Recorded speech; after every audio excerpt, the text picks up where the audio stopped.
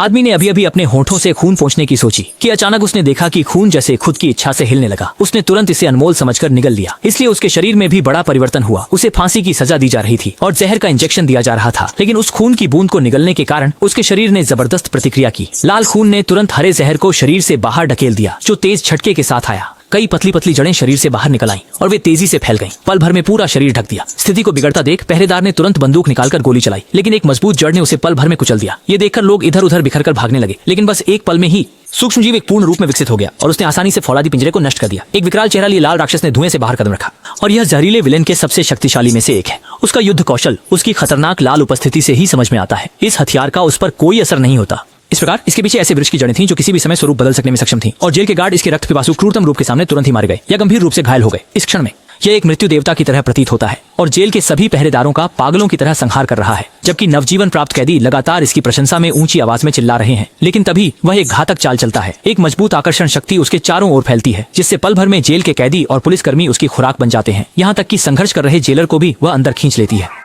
कोई आखिरी बातें या नहीं? अच्छी तरह से भोजन करने के बाद तांडव ने जेल की बाहरी दीवार तोड़ दी और कड़ी को अपने साथ ले गया। तांडव की मदद से कड़ी ने एक आकर्षक लाल रंग की स्पोर्ट्स कार चुरा ली।